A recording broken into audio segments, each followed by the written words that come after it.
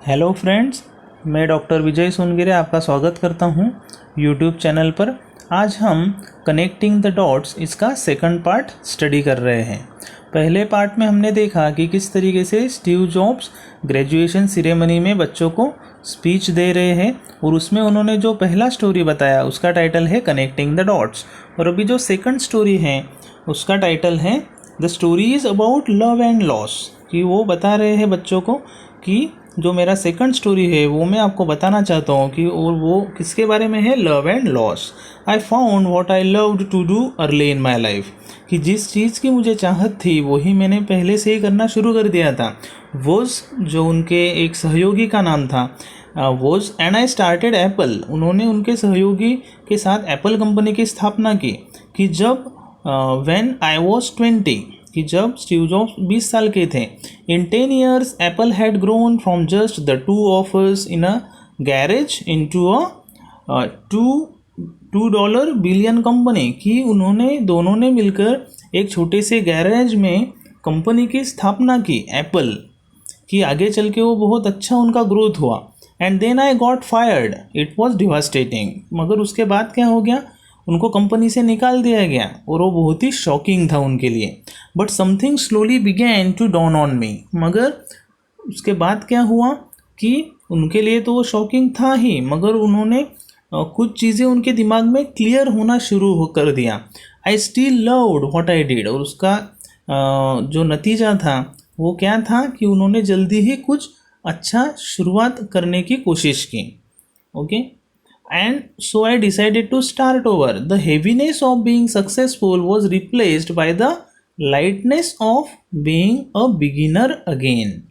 ये बहुत ही important line है कि यहाँ पर स्टीव जॉब्स बता रहे हैं कि एक सक्सेसफुल इंसान कैसा होता है बहुत बार कि उनको एक डेली रूटीन में वो फंस जाता है कि ये so and so cheese so and so तरीके से वो कर रहे होते हैं और उसमें कुछ चेंज नहीं आता है।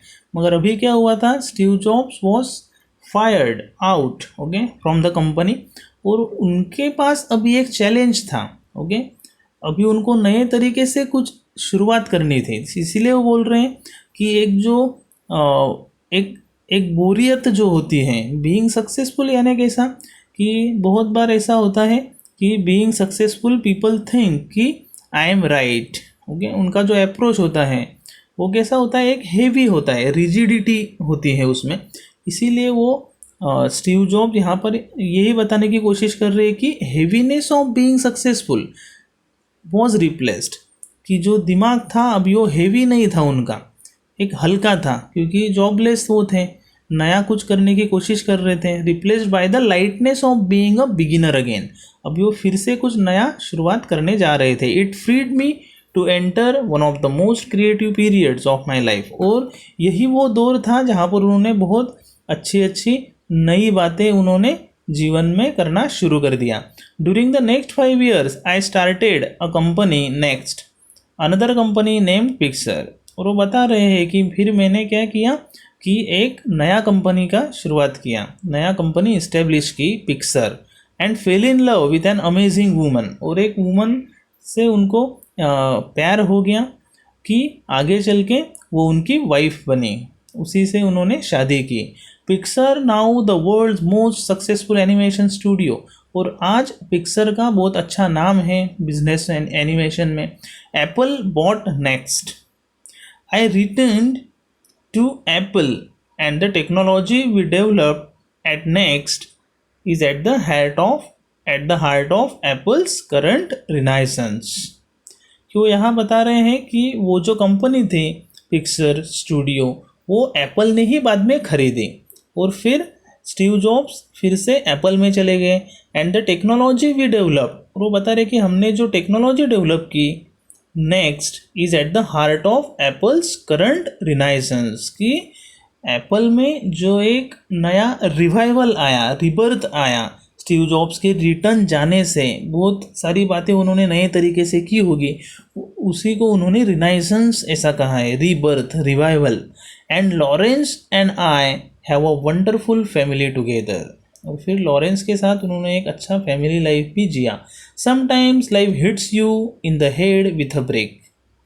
यहाँ पर वो बताते हैं कि कभी कभी लाइफ आपको एक बहुत बड़ा झटका देती है, तब क्या करना चाहिए? डोंट लूज़ फेथ, कि आपका एक जो श्रद्धा है वो बरकरार रखना चाहिए। The only way to do great work is to love what you do. बहुत ही महान कार्य करने के लिए आपको आपके प्यार से इश्क होना चाहिए, आपका प्यार ही आपके लिए एक सर्वतोपरि होना चाहिए। If you haven't found it yet, अगर आपको ऐसा काम नहीं मिला है कि जिसके साथ जिस पर आप मर मिटें, कीप लुकिंग, तो ऐसा काम खोजने की कोशिश करो। डोंट सेटल मत हो जाओ कि कोई चीज़ हाथ में ले ली, जॉब करना शुरू किया, वो पसंद नहीं है फिर भी आप वही कर रहे हो। Don't do that. ऐसा यहाँ पर स्टीव जॉब्स बता रहे हैं। अब यहाँ पर थर्ड स्टोरी शुरू होने जा रही है। My third story is about death. Third story Apple के जो सीईओ है स्टीव जॉब्स, वो बताते हैं कि वो डेथ के बारे में है। About a year ago I was diagnosed with cancer, कि 1 साल पहले मुझे ऐसा बताया गया कि आपको कैंसर है। My doctor advised me to go home, doctor ने मुझे बताया कि आप घर जाओ, अभी आराम करो, and get my affairs in order which is doctor's code for prepare to die, कि डॉक्टर का ऐसा बताना तो नेचुरली है, वो भी मुझे मरने की तैयारी करने को ही उसने बताया है। I lived with that diagnosis all day. Later that evening I had a biopsy. It turned out to be a very rare form of pancreatic cancer that is curable with surgery. I had the surgery and I am fine now. फिर बाद में उनको ऐसा बताया गया है कि आपको पैनक्रियाटिक कैंसर है, ये एक तरीके का कर्क रोग है कि वो क्यूरेबल होता है, ऐसा भी उनको बताया गया। फिर बाद में उनकी सर्जरी हुई और अभी वो स्वस्थ हैं। This was the closest I have been to facing death, and I hope it's the closest I get for a few more decades. Having lived through it, I can now say this to you: your time is limited. कि उस दरमियान मैंने जो experience किया वो मैं आपको share करना चाहता हूँ कि तब मुझे एहसास हुआ कि योर टाइम इज़ लिमिटेड, कि हमारे पास कितना कम समय है। So don't waste it living someone else's life. तो किसी और के लिए आप ये ज़िंदगी वेस्ट मत करो, कुछ ऐसा करो कि जिससे आप उस टाइम को अच्छे से यूटिलाइज कर पाओ। Don't be trapped bye dogma. Dogma यानी ऐसा कोई बिलीफ हो सकता है कि कोई ग्रुप ऑफ इंस्टीट्यूशंस जो कुछ एक लोगों को इस्तेमाल कर लेते हैं, ठीक है, एक स्पेसिफिक पीरियड में, तो उसके स्टीव जॉब्स खिलाफ है कि आप उस डॉगमा में मत फंसो, which is living with the results of other people's thinking, कि आप कठपुतली की तरह जीवन मत जियो कि आप सो एंड सो जगह पर आप कुछ काम कर रहे हो and you are too much following those people. Okay, तो वो मत करो, आपका क्रिएटिविटी जिंदा रखो। ऐसा मैसेज यहाँ पर स्टीव जॉब्स बताना चाहते हैं। Don't let the noise of others opinions drown out your own inner voice, कि आपका एक अंदरूनी आवाज़ जिंदा रखो। हाँ, आप दूसरों के लिए काम कर रहे हो, it is okay, but your creative mind should not die, ऐसा वो बताना चाहते हैं। And most important, have the courage to follow your heart and intuition. और इतना तो आप साहस कर ही कर सकते हो कि आपकी जो अंदरूनी आवाज़ है, इंट्यूशन है, उसे हमेशा फॉलो करो। They somehow already know what you truly want to become, कि बहुत बार ज़्यादातर लोगों को पता ही रहता है कि आपको असल में क्या चाहिए, और आपका जो इंट्यूशन है, हार्ट है, उसे तो पता ही है, that they is actually for this heart and intuition. When I was young, there was an amazing publication called The Whole Earth Catalog. In the final issue, on the back cover, they put a photograph of an early morning country road. कि जब मैं जवान था, there was an amazing publication, एक बहुत अच्छा publication उन दिनों में आता था जिसका टाइटल था the whole earth catalog. In the final issue, उसका जो फाइनल इशू था, on the back cover they put a photograph, उसका जो बैक कवर था वहाँ पे एक फोटोग्राफ चिपकाया हुआ था of an early morning country road, कि एक अर्ली मॉर्निंग में जो रास्ता दिखाई देता है कोई भी शहर में, उसका।